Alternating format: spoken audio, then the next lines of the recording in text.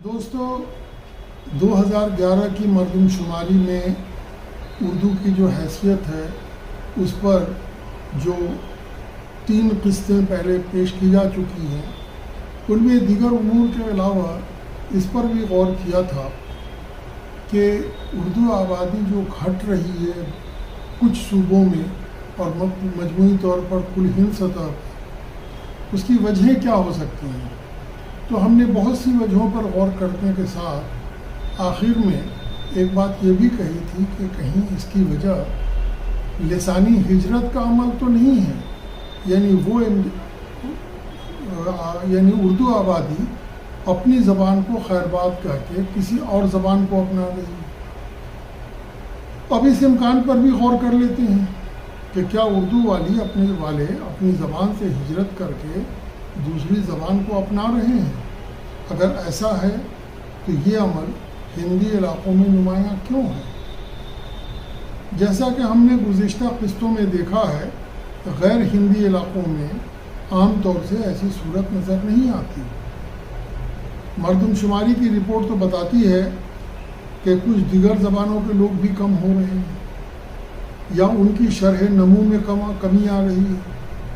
اگر ایسا ہے تو اس ہجرت کی وجہ پر غور کیا جانا چاہیے۔ اگر اس کی وجہ انگریزی کا بڑھتا ہوا زور ہے تو پھر اردو آبادی خاص طور سے ہندی علاقے میں کیوں گھٹ رہی ہے، غیر ہندی علاقے میں عام طور سے نہیں گھٹ رہی ہے؟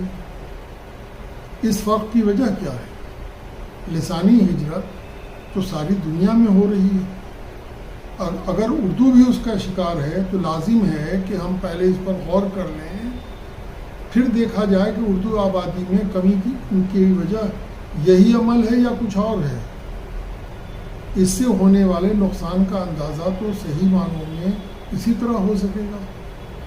اس بات پر غور کرنے کے لیے ضروری ہے کہ لسانی ہجرت کے معنی و مفہوم کو اچھی طرح سمجھ لیا جائے۔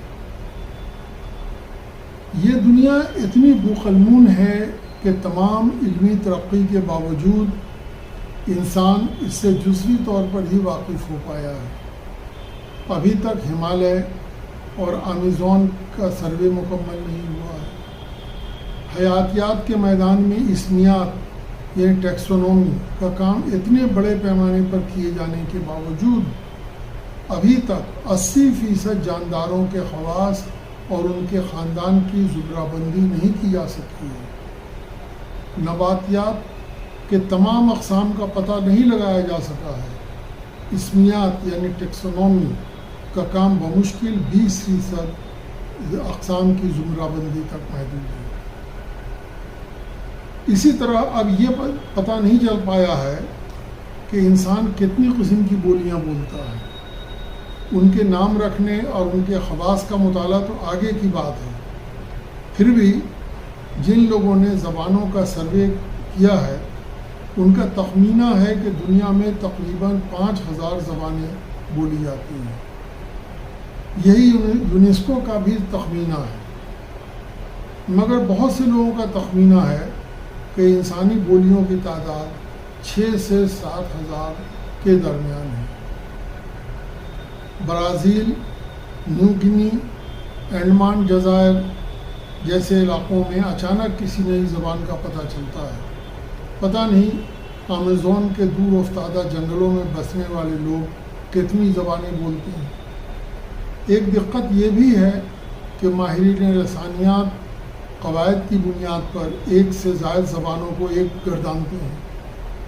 وہ بعض اوقات الگ ثابت ہوتی ہیں، اس لیے کہ ان کے فکر و عمل کا خزانہ الگ ہوتا ہے، ان کے اساطیر، ان کی روایات الگ ہوتی ہیں، یعنی ان کا نظریہ حیات و کائنات الگ ہوتا ہے۔ محض قواعد کی بنیاد پر تو لسانیات کے بعض ماہرین نے اردو اور ہندی کو بھی ایک زبان گردانا، مگر ان دونوں کے درمیان تہذیبی فرق بہت وسیع ہے۔ ان دونوں کا نظریہ کائنات ایک دوسرے سے بہت الگ ہے۔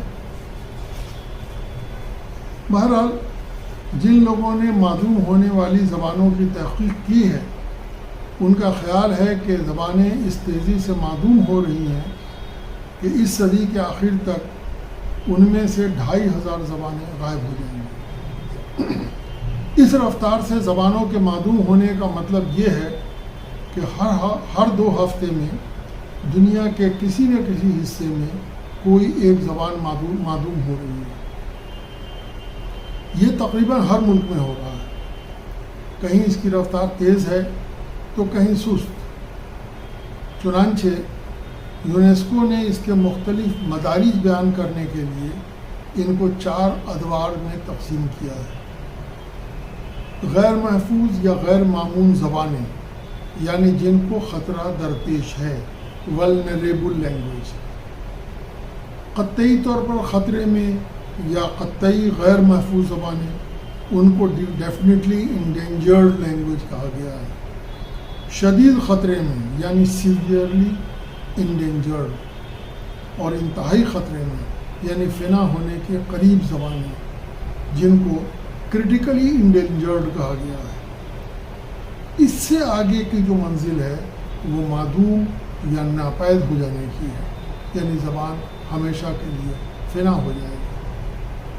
یہ کون سی زبانیں ہیں جو معدوم ہو رہی ہیں؟ جو زبانیں معدوم ہو رہی ہیں ان کے بولنے والے سیاسی اور معاشی طور پر بااختیار ہیں یا محض بے اختیار لوگوں کی زبانیں معدوم ہو رہی ہیں؟ کیا ان کا معیشت اور معاشی بااختیاری سے کوئی تعلق ہے؟ جس طرح موجودہ معاشی نظام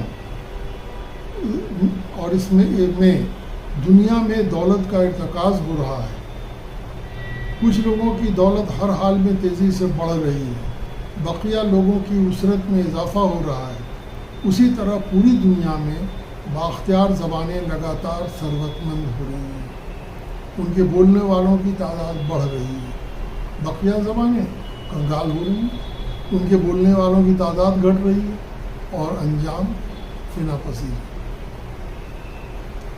ثروت مند زبانیں وہ ہیں جن کو معاشی اور سیاسی طور پر بااختیار طبقہ معاشی اور سیاسی سرگرمیوں کے لیے و نیز تجارت اور سفارت کے لیے اپناتا ہے۔ بااختیار طبقے کی سرپرستی میں رفتہ رفتہ وہ زبان علمی اور تہذیبی زبان بنتی جاتی ہے۔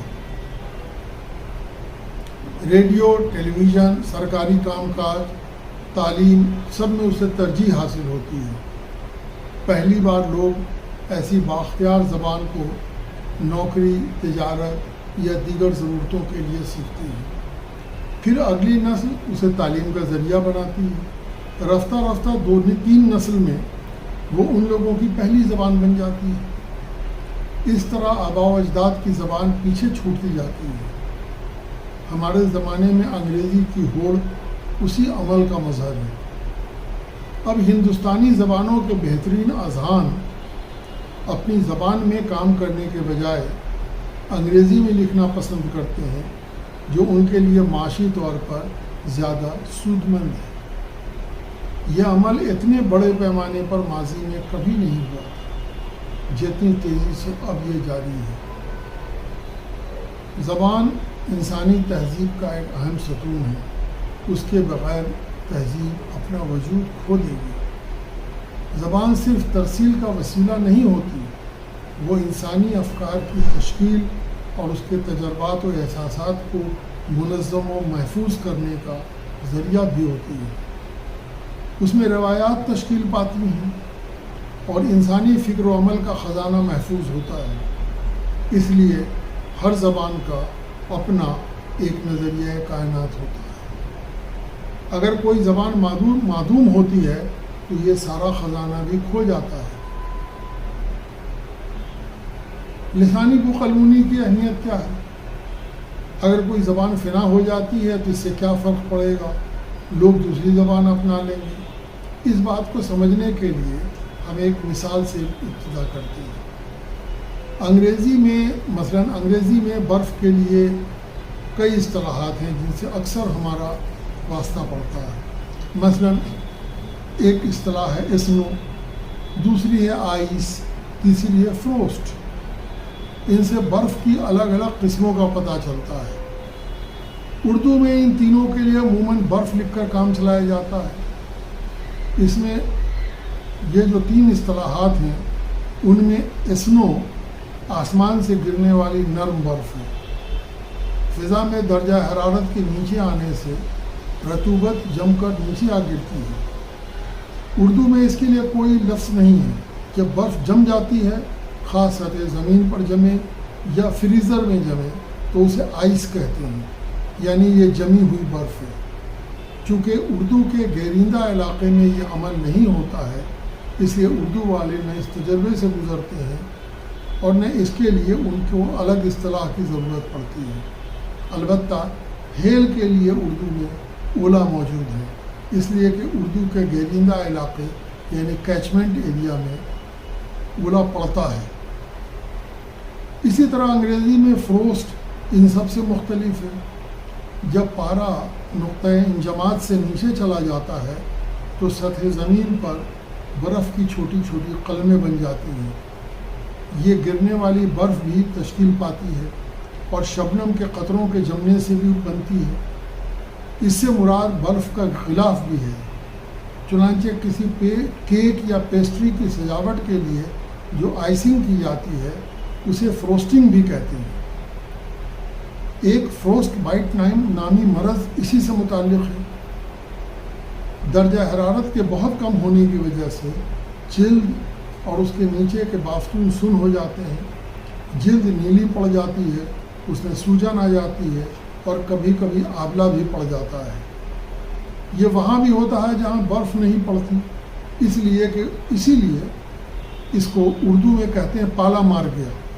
مثلا پودے کو پالا مار گیا یا جانوروں کو پالا مار گیا، یعنی فروسٹ کا متبادل پالا موجود ہے، اس لیے کہ اردو کے گیرندہ علاقے میں پالا پڑتا ہے۔ اس مثال سے کیا پتہ چلتا ہے؟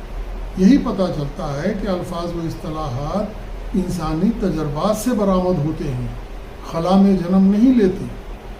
اسی لیے انگریزی میں برف کی جتنی اقسام کا ذکر ملتا ہے اس سے کہیں زیادہ قسموں کا بیان سائبیریا یا الاسکا کی زبانوں میں ملتا ہے۔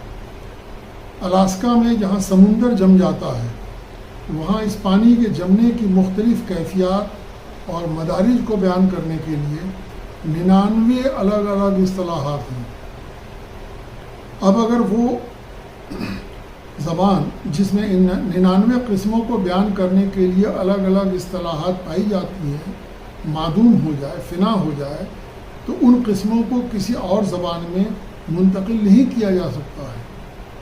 انسان اسی طرح تجربات و مشاہدات کو اپنی زبان میں محفوظ کرتا آیا ہے۔ اسی لیے سپیرے، قلندر، میر شکار، مسہر، مچھوارے، مالی اور لاتعداد خانہ بدوش جو کسب معاش کے لیے قدرتی وسائل پر انحصار کرتے ہیں، انہوں نے نسل در نسل پھولوں، پھلوں، اناج، مٹی کی اقسام، فصل اور اس کے کیڑوں، حشرات الارض، موذی جانوروں اور ان کے کاٹے کا علاج، جڑی بوٹیوں کا علم، پانی میں چھپے قدرت کے بیش بہا خزانے کا علم جمع کیا ہے اور ان کے بیان کے لیے اپنی زبان میں الفاظ و اصطلاحات گڑھے ہیں۔ اس لیے جب بھی کوئی بولی یا زبان فنا پذیر ہوتی ہے تو اس کے ساتھ انسانی تجربات کا ایک بڑا خزانہ ہمیشہ کے لیے کھو جاتا ہے، جو سینہ بسینہ ہزاروں برس میں جمع ہوا تھا۔ کسی دوسری زبان میں وہ تمام اصطلاحات و الفاظ اور اظہار کے سانچے میسر نہیں آ سکتے کہ ان تجربات کو ان میں سمویا جا سکے۔ اب اس روشنی میں غور کرنا چاہیے کہ اگر اردو میں بھی لسانی ہجرت کا عمل شروع ہوا ہے تو کیا ہوگا؟ اس کے مختلف پہلو پر ہم اگلی قسط میں گفتگو کریں گے۔